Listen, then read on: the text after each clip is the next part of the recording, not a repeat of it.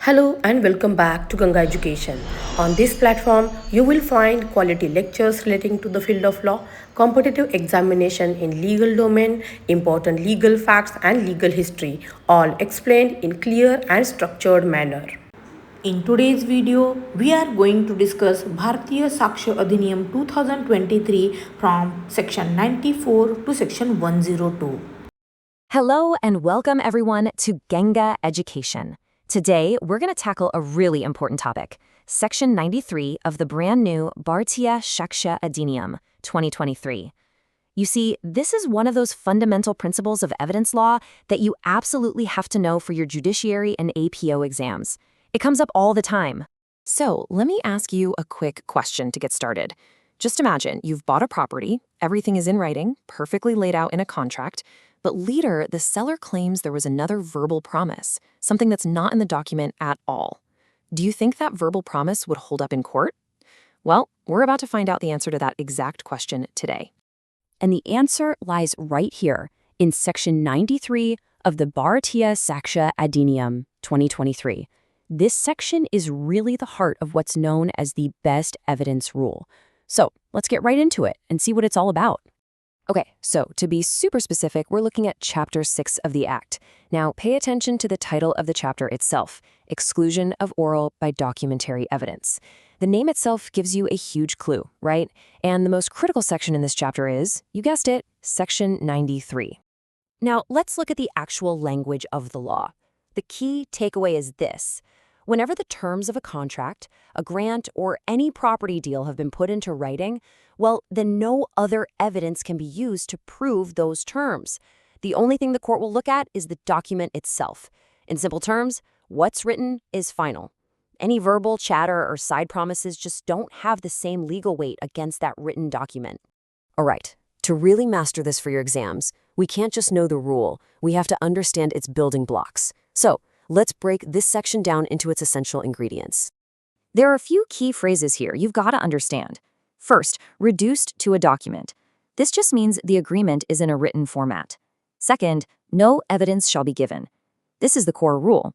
It means oral testimony, or what people say, is not admissible to prove what the contract's terms are.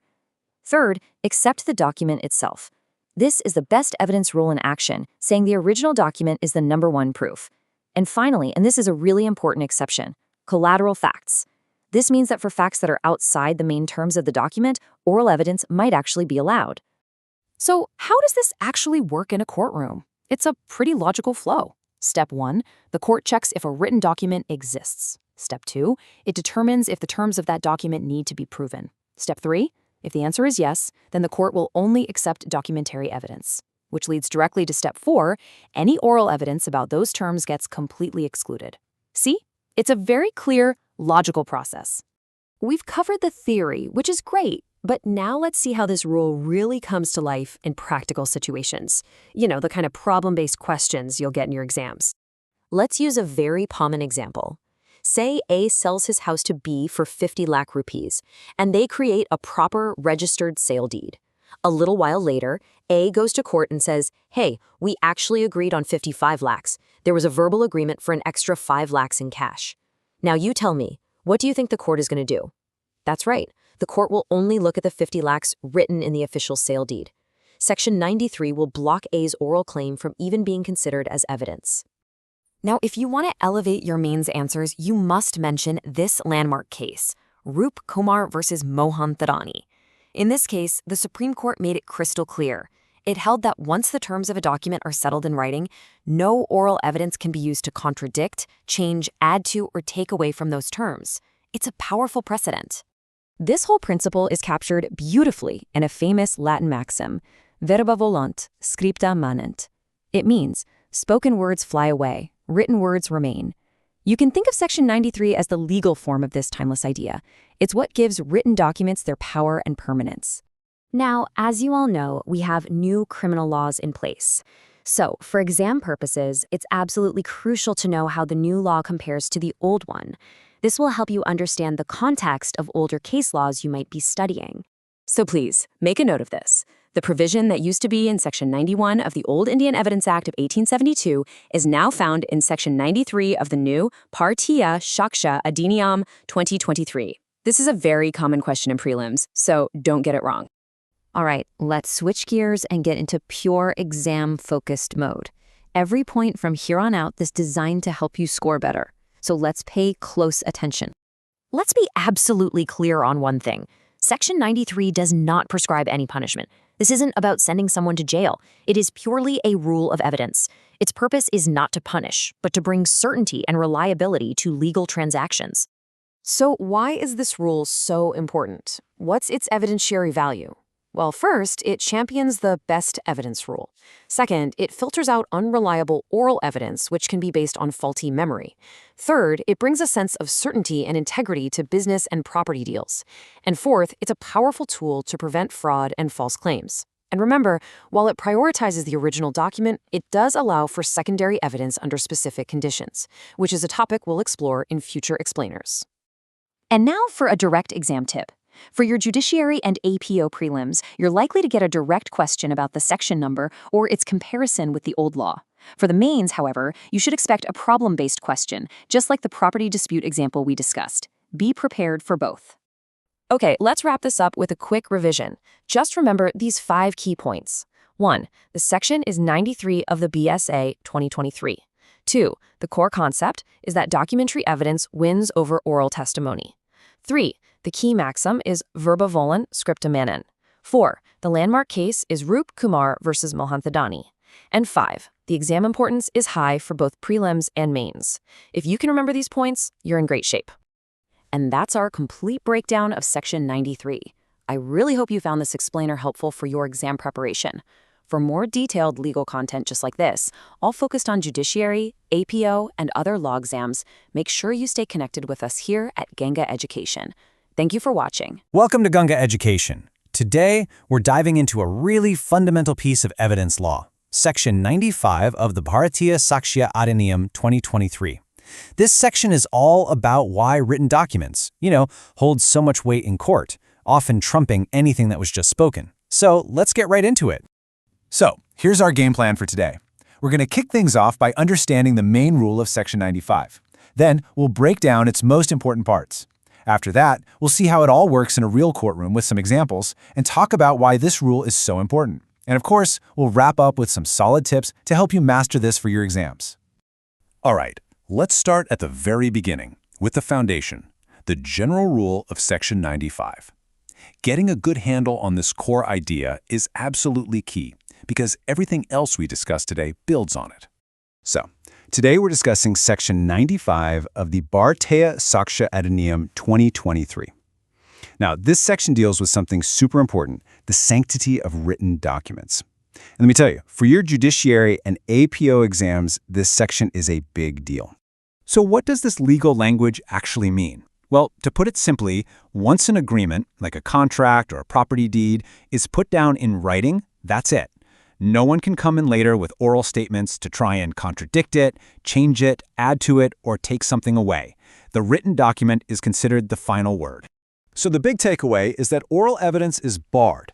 But, to really apply this rule correctly, we need to understand what it's made of. So let's deconstruct it and look at the essential components. You'll see there are 4 really important elements here. First, there has to be a written document. Simple enough. Second, this rule only applies between the parties to the document and their reps, not some random third party.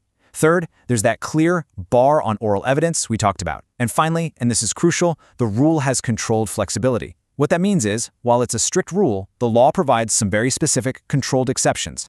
So how does this actually look in a courtroom? Well, it follows a pretty clear process. First, the court makes sure that yes, a written document actually exists. Second, it confirms the fight is between the original parties.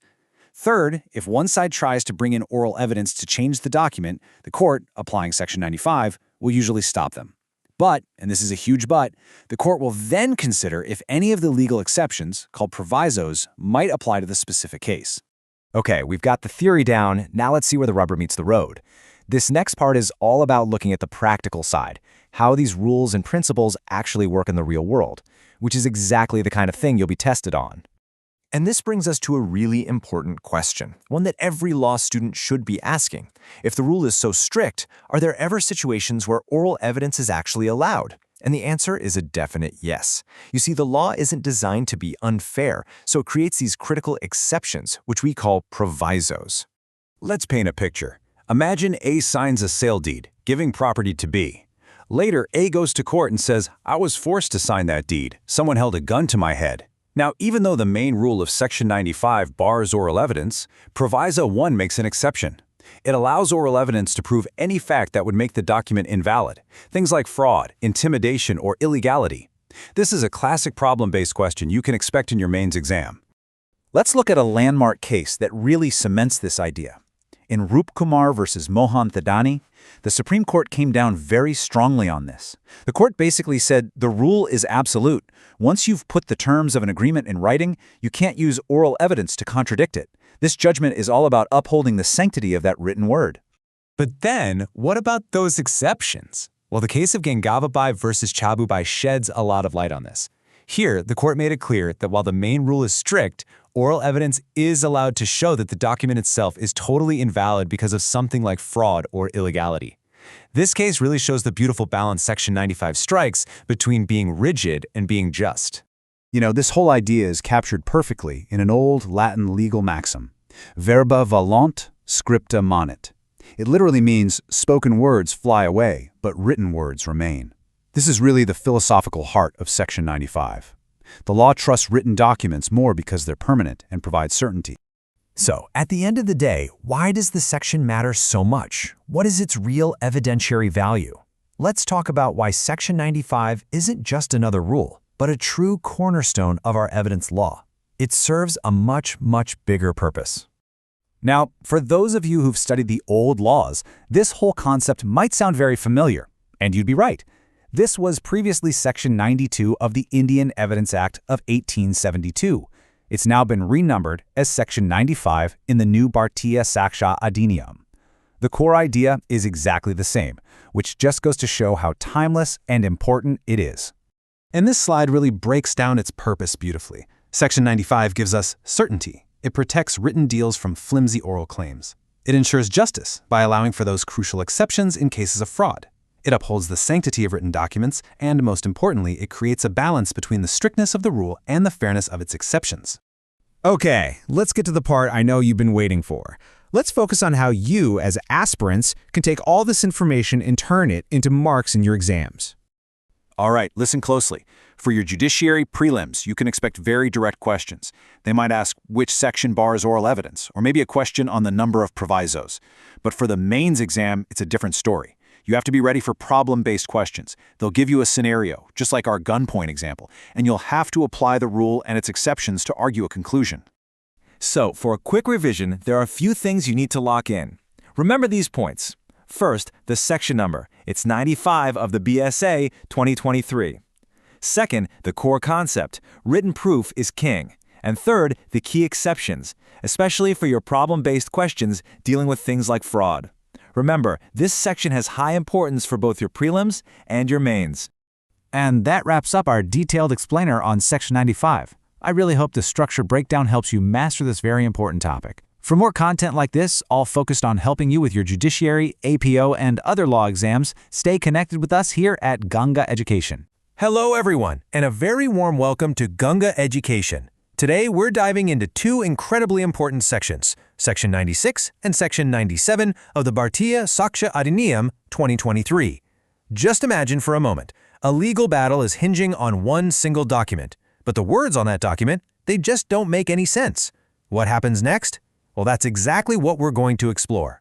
For your judiciary and APO exams, these sections are an absolute must-know, so let's get right into it.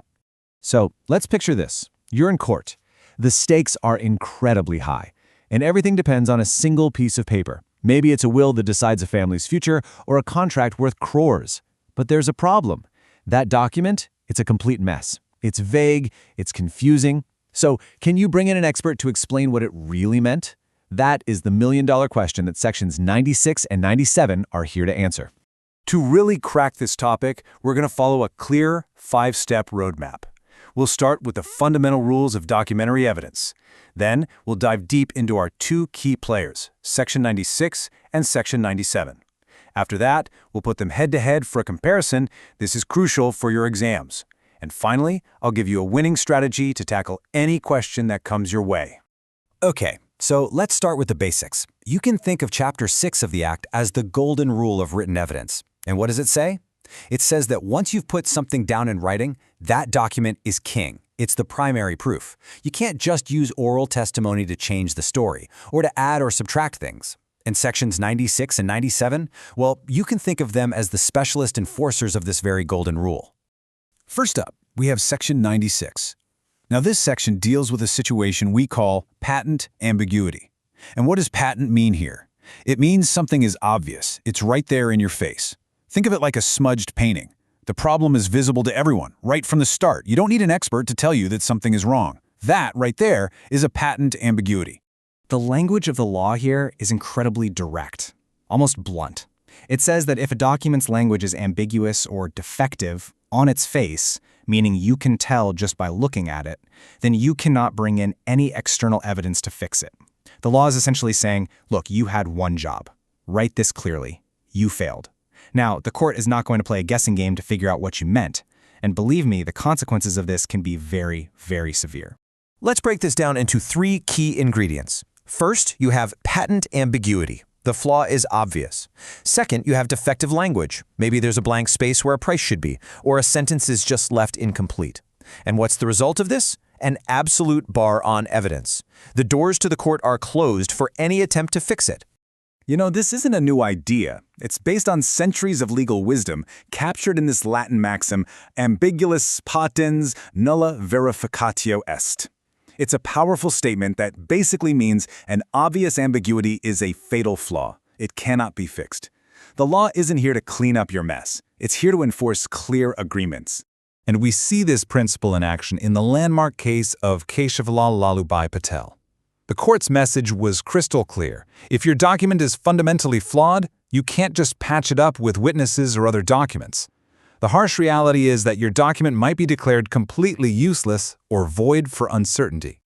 All right, now let's flip the coin and look at the other side. Section 97. This section deals with the complete opposite situation. What happens when a document is perfectly clear, plain, and applies accurately to the facts? That's where Section 97 comes into play. Let's take a very simple example. Imagine a contract says, I am selling you my White House on MG Road. Now, if I only have one White House on MG Road, well, the language is crystal clear, isn't it? It matches the facts perfectly. Section 97 says you can't come to court later and argue, oh, wait, I actually meant my other house, the blue one. No, the law holds you to your clear, written words.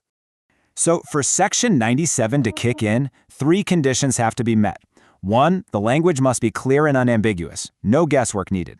2, it must have an accurate application to the real-world facts. And if both those boxes are ticked, the third condition is a bar on contradiction. The court will not entertain any arguments about a different intention. The legal principle behind this is captured in the maxim expressum facit cessare tacitum. Now, this might sound a bit technical, but it has a simple meaning. What is expressed silences what is unsaid. If you've written something down clearly, that's the end of the story. There's no room for hidden meanings or secret intentions. This Supreme Court, in Rup Kumar v. Mohan Vidani, really put a full stop on this issue. This judgment is a powerful defense of the written word. It says that a clear document isn't just a piece of evidence, it is the final word. It creates an absolute finality that binds the parties to the promises they've written down. Okay, now we come to the part that you absolutely have to master for your mains exams. Let's do a direct head-to-head comparison of Section 96 and Section 97. Understanding this contrast, really getting it, is the key to writing a top-notch answer. So take a look at this table. This is where everything clicks into place. Section 96 deals with ambiguity, Section 97 deals with clarity. In 96, you're not allowed to bring evidence to clarify. In 97, you're not allowed to bring evidence to contradict. And the result? Under Section 96, your document could fail completely. Under Section 97, it will be enforced strictly. So here's an easy way to remember it. Section 96 is about no fixing the defects, while Section 97 is about no faking a different intention. So how do we pull all of this together and get ready for the exams? let's summarize the key takeaways and put together a solid strategy. So what's the big picture here? Well, think of these two sections as the two strong pillars of the temple of documentary evidence. Section 96, the first pillar, stops people from building a case on a weak, defective foundation. And Section 97, the second pillar, protects a strong, well-built foundation from being attacked later. Together, they make sure that what's written in black and white has real value in the eyes of the law. All right, let's get strategic. For your prelims, it's all about quick recall. They'll ask you a direct question. Patent ambiguity falls under which section? You need to know instantly. That's Section 96. But for your mains, you've got to go deeper. Expect a problem-based question where you have to analyze a situation and decide which section applies. And that comparison table we just went through, memorize it. That's your secret weapon for a high-scoring answer. All right, time for a quick revision. Just remember these 3 points. 1. Section 96 bars evidence for ambiguous documents. 2. Section 97 bars evidence against clear documents. And 3. The key difference. One prevents you from fixing defects, and the other prevents you from denying clarity. Master these 3 points, and you've truly mastered the essence of Sections 96 and 97. That's all for this explainer. I hope this has given you the clarity and confidence you need for your exams. For more deep dives focused on judiciary, APO, and other law exams, stay connected with Ganga Education. Thank you for watching, and all the very best for your preparation. Hello, and welcome back to Ganga Education. Today, we're going to tackle 2 really important sections from the Bharatiya Sakshya Adhiniyam 2023. We're talking about Sections 98 and 99. Now, these sections deal with a concept called latent ambiguity. And let me tell you, this is a topic you absolutely have to know for your judiciary and APO exams. Okay, so here's our game plan for today. We're going to walk through this step by step. First up, we'll get a solid introduction to what latent ambiguity even is. Then we'll dive deep into Section 98 and Section 99. After that, and this is super important, we'll compare the two. We'll even look at a landmark case to see how this plays out in the real world. And finally, we'll wrap it all up with a quick revision focused specifically on what you need for your exams. All right, let's get started. Our first stop, what in the world is latent ambiguity? You know, it's a really fascinating legal puzzle. It's all about those situations where a document looks completely fine, totally clear on the surface, but then it creates a whole lot of confusion the moment you try to use it. So just think about this for a second. Imagine you've got a contract, right? And the words seem crystal clear. But then, when you try to apply it to the real world, to the actual facts, poof, the whole thing becomes meaningless. It makes no sense. So what happens then? Well, that is the exact problem that Sections 98 and 99 are here to fix. So let's define this properly. What is latent ambiguity? The key word here is latent, which just means hidden. Think of it like a secret problem in a document. You can't see it just by reading the words on the page. No, the problem only pops up when you take that document and try to apply it to real people, real places, or real things. Okay, so now that we know the problem, let's look at the solution. We'll start with Section 98 of the Bharatiya Sakshya Adhiniyam. This section directly addresses that first scenario we talked about, the one where the words look plain, but the document becomes nonsensical when you try to apply it to reality. So, what does Section 98 actually say? Well, it says that if a document's language is plain, but it just doesn't make any sense when you look at the facts, then the court can allow evidence to be brought in. And what's the point of this evidence? It's to show that the words were used in a peculiar sense. Basically, it's to prove that the parties had a special, private meaning for those words that isn't the dictionary definition. To really get a grip on Section 98, you need to remember its 3 essential ingredients. Think of it like a checklist. First, you need plain language. The document has to look clear at first glance. Second, it has to become meaningless in application, meaning it becomes totally absurd when you apply it to the facts. And if you have both of those, you get the third ingredient, admissibility of evidence. This means the court will open the door for oral evidence to explain that special meaning. You know, there's a powerful legal principle behind all of this, and it's summed up perfectly in a Latin maxim. The maxim is ambiguitas latens verificari potest. It simply means that a latent, or hidden, ambiguity can be explained. This shows you that the law is practical. It's not so rigid that it ignores reality. It actually provides a way to look beyond the document to find the true intention and make sure justice is served. Okay, so Section 98 is for when words become meaningless. But what about the opposite problem? What happens when a word could apply to too many things? This is where our next section comes in. Let's talk about Section 99. It deals with a very different but closely related kind of hidden ambiguity, the kind where one description fits several different people or things. So, What's the rule under Section 99? It's pretty straightforward. It says that when the language in a document could point to more than one person or more than one thing, the court will allow evidence to clear up the confusion. The whole goal is to figure out which specific person or thing the parties were actually talking about. Now, the key ingredients for Section 99 are a little different, so pay close attention. First, you have a general description. The language perfectly fits multiple options.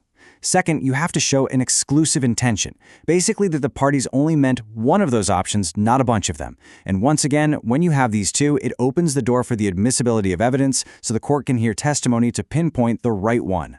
And just like Section 98, this one also has a guiding legal maxim. It's certum est quod certum redi potest. This is a really great one. It means that is certain which can be made certain. So what the law is saying here is that even if a document seems a bit vague because a description is too general, it's not a lost cause.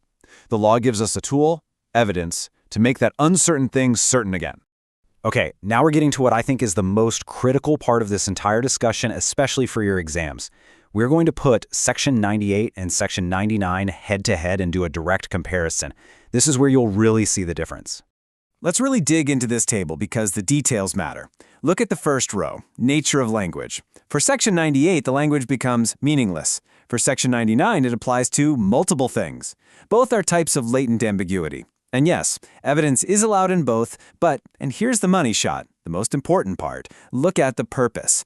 For Section 98, the purpose of the evidence is to give meaning to the words. For Section 99, it's to identify the correct person or thing. This distinction is everything. Seriously, this could be a short note question on your mains exam, so make sure you understand it inside and out.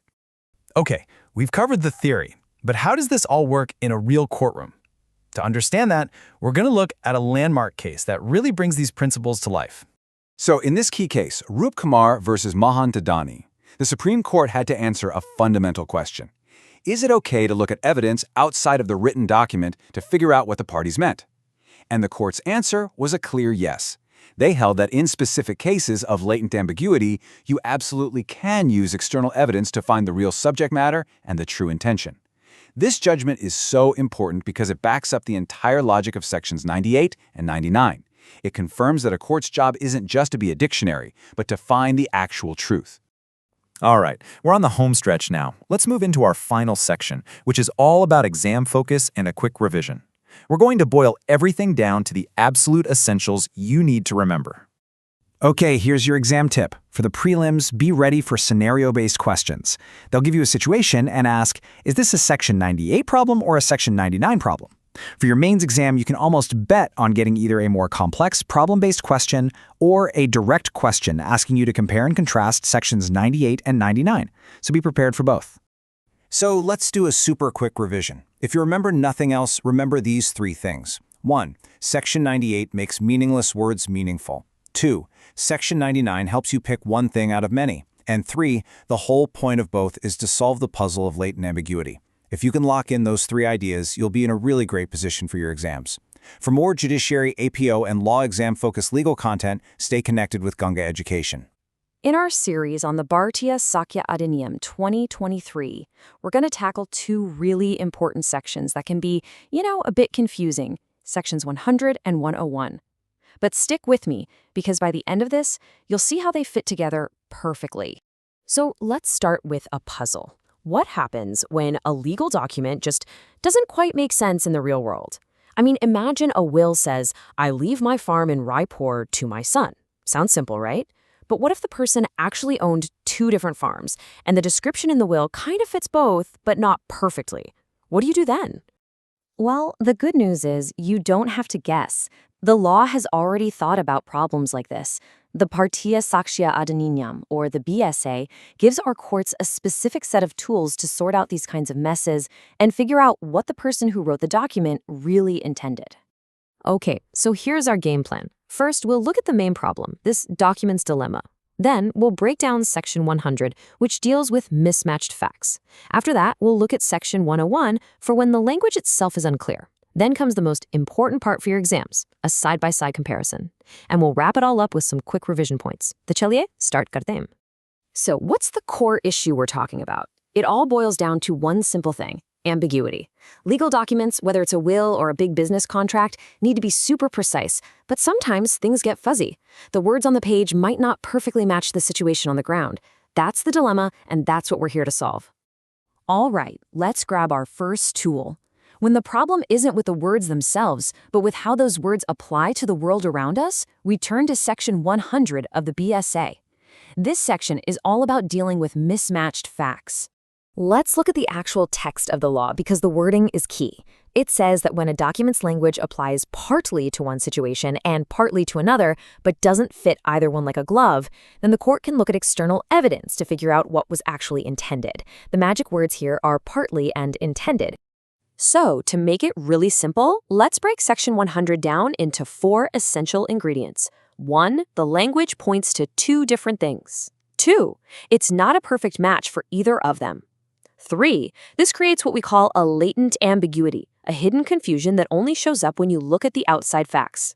And 4, the court allows evidence to solve the mystery and find the true intention. These 4 points, absolutely crucial for your exams. And there's a cool legal maxim that sums this all up. Ambiguitas latens verificare potes. Sounds complicated, I know, but all it means is that a hidden or latent confusion can be cleared up using evidence. That is the entire spirit of Section 100, right there. And this isn't just theory, the courts have put this into practice. In the landmark case of Roop Kumar versus Mohan Thadani, the court said, yep, when a document is unclear because of outside facts, you can absolutely bring in evidence to show what the parties really meant. It's a perfect example of Section 100 in action. Okay, so we figured out how to handle confusion that comes from outside the document. But what if the problem is right there on the page? What if the words themselves are technical, or in a different language, or just weird? Well, for that, we have our second tool, Section 101. Section 101 basically says that you can bring in evidence to explain all sorts of tricky language. We're talking about everything from a doctor's totally unreadable handwriting to super technical jargon in an IT contract, or even some local slang that wouldn't make sense to anyone outside that region. So let's do our 4-point breakdown for this one too. First, the problem is with the language itself. It's unclear or specialized. This is what we call linguistic ambiguity. Second, the scope is huge. It covers everything. Third, evidence is allowed to explain what these strange words mean. And number 4, and this is a really crucial limit, the evidence can only explain the words. It can't be used to change them or contradict what's written. The big idea here is captured by another maxim, verba intentione debent in serviere. It just means words must serve the intention. Section 101 makes sure this happens by letting the court understand the real meaning behind the words, so that the writer's original goal is achieved. All right, everyone, get ready. This next part is the most important slide for any competitive exam. If you've been multitasking, come back to me now. Is slide pay? Special attention, DJ. We're putting Section 100 and Section 101 head-to-head, so you never confuse them again. Let's walk through this table. First up, the nature of the issue. For Section 100, the issue is mismatched facts. For Section 101, it's unclear language. This leads to the type of ambiguity. Section 100 deals with latent ambiguity, the hidden kind. Section 101 deals with linguistic ambiguity, the kind that's right there in the words. Now, is evidence allowed? Yes, for both. But why? For Section 100, it's to identify the correct subject or fact. For Section 101, it's just to explain the meaning of the words. And that brings us to the final purpose. Section 100 helps figure out the intended facts, while Section 101 helps us understand the meaning of the words. See the difference? It's crystal clear when you see it like this. Fantastic. That was the heavy lifting. Now, let's just do a super quick fire revision to make sure these concepts are permanently locked in your brain for exam day. Ready? So here's the cheat sheet. Section 101. Use it when the words are clear, but the real-world facts are confusing. That's your latent ambiguity. The whole point is to identify the right thing. Section 101. Use this when the words themselves are the problem. They're technical, foreign, or just plain gibberish. That's your linguistic ambiguity. The point here is to understand what the words mean. And the golden rule for both? Evidence is brought in to support the document, never to change it or tear it down. And at the end of the day, the goal of both these sections is pretty simple. It's about fairness. They exist to make sure that courts can interpret documents in a common-sense way so that a person's real practical intention isn't lost because of some small confusion over facts or words. So I'll leave you with a little something to think about. Now that you got this down, can you imagine a contract, maybe for something like international shipping or crypto, where Section 101 would be absolutely necessary to explain all the industry jargon? Drop your ideas and thoughts. And that's our deep dive into Sections 100 and 101 of the BSA. I really hope this made things a lot clearer for your studies and exams. For more explainers like this, make sure you subscribe to Ganga Education. Namaskar, aspirants. Today we're getting into two really important sections from the Bharatiya Sakshya Adhiniyam 2023, Section 102 and Section 103. Now, Chapter V of the Act sets up a very strict rule about evidence. But, what happens when that strict rule might lead to an injustice? Or when it bumps up against a very specific, specialized area of law? Well, that's exactly the problem these two sections are here to solve. And for your judiciary and APO exams, you've got to understand this balancing act. It's absolutely critical. Okay, so let's set the stage. The basic idea of Chapter V is pretty simple. When an agreement, like a contract, is put down in writing, that document is supreme. It's king. The written words are seen as the final and the best evidence of what everyone intended. Because of that, you can't bring in oral evidence to contradict it, or change it, or add to it. That's the general rule, and it's there to make sure things are certain and to prevent fraud. But of course, a rule that's too rigid can sometimes lead to an unfair result. And that is exactly where Section 102 steps in. It acts as a crucial exception, kind of like a safety valve. It's specifically designed to protect the rights of people who weren't even part of the original agreement, the third parties. Let's take a look at how it actually works. So the section we're focusing on is Section 102 of the Bharatiya Sakshya Adhiniyam 2023. What this really does is give a voice to the outsiders, the people whose rights and interests are affected by a contract they never even signed. It's a key principle of fairness, really.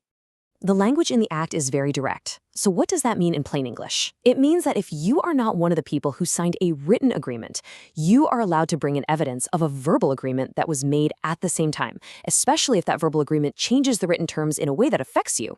For this section to apply, you need 4 key ingredients to be there. First, the person giving the evidence has to be a stranger to the document. Second, they have to prove a contemporaneous oral agreement, which just means one made at the very same time as the written one. Third, this oral agreement must actually vary or change the written terms. And finally, and this is the most important part, this change has to directly impact the rights of that third party. The legal philosophy behind this section is captured perfectly in a Latin maxim, res inter alios acta alteri nocere non debet. It's a core principle of justice, really. It just means that a deal between two people shouldn't be allowed to hurt a third person. Section 102 puts that very idea into our law books. And we see this principle in action in the landmark case of Bharatiya Devi versus the official assignee of Bombay. In this case, the court was crystal clear. It held that third parties whose interests are negatively affected by a document have every right to bring evidence to show that the document isn't what it claims to be. All right, so we've seen how the law creates balance for third parties. Now let's turn to the second balancing provision in Chapter V, Section 103. But this one works in a totally different way. It's not an exception for a specific person, it's more like a safeguard for an entire area of special law, the law that governs wills. So here we are at Section 103 of the Bharatiya Sakshya Adhiniyam 2023. The entire purpose of this section is to protect the special status and the unique rules that apply to interpreting wills, which are also known as testamentary documents. Now, this text is a classic example of what's called a saving clause. It states very clearly that nothing in this chapter on documentary evidence can mess with or override the specific rules of the Indian Succession Act of 1925 when we're talking about how to interpret a will. Simply put, in the world of wills, the Succession Act is the boss. So let's break down its key parts. First, its scope is very narrow. It only applies to wills. Second, its job is to be a saving clause. It basically puts a protective shield around the Indian Succession Act. And this leads to the third and most important point. If there's ever a conflict, the special law, the Succession Act, will always win over the general law. This section is built on another fundamental legal maxim, generalia specialibus non derogant.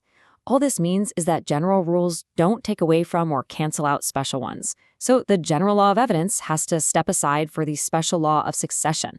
It's a basic rule of how we read and apply law. The case of Navneet Lal versus Gokul really cemented this principle. Here, the court held that the rules for figuring out what a will means are found only in the succession law. You don't go looking in the general evidence rules for that. The rulebook for interpreting wills is completely self-contained. Okay, so now we get to the most important part for your exams, comparing these two sections directly. A question asking you to explain the difference between Section 102 and 103 is a very, very common question for your mains. So let's break it down, side by side. This table makes it all perfectly clear. Let's look at the nature. Section 102 is an exception. It carves out a specific situation from the general rule. But Section 103 is a saving clause. It protects an entire law. Now, who it applies to is also different. Section 102 is for third parties, while 103 is for wills. Their purpose is different too. One protects the rights of an individual, the other protects a whole body of law. And this all comes from their guiding principle. Section 102 is about ensuring fairness and flexibility, while 103 is about ensuring the supremacy of a special law. All right, let's get into our final and most practical part for your prep, the exam tips. Knowing how these ideas get tested is the key to scoring high in both your prelims and mains exams. For your judiciary prelims, you can expect direct, definition-based questions. They might ask you something simple like, which section acts as a saving clause? For the mains, though, you need to be ready for a detailed comparison or a problem-based question where you have to apply these rules to a made-up situation. Now, the single most important thing you must remember is this key difference. Section 102 is an exception, and Section 103 is a saving clause. Getting that right is half the battle won. So for a last-minute revision, just lock these 3 points into your mind. Number 1, Section 102 is an exception for third parties. Number 2, Section 103 is a saving clause for wills under the Indian Succession Act. And number 3, the main idea behind both is the need to balance the strict rule of documentary evidence with the need for fairness and respect for special laws. If you can master these points, you've mastered this topic. So, what does this all tell us? Well, it's a great reminder that the law isn't just a set of rigid, inflexible rules. It's a dynamic system that's always trying to find a balance between certainty and fairness, and between general principles and special situations. For more judiciary, APO, and law exam-focused legal content, stay connected with Ganga Education. Thank you for watching this session. If you found this lecture useful, do like, share, and subscribe to Ganga Education. Keep learning, keep growing, and stay connected for more law lectures.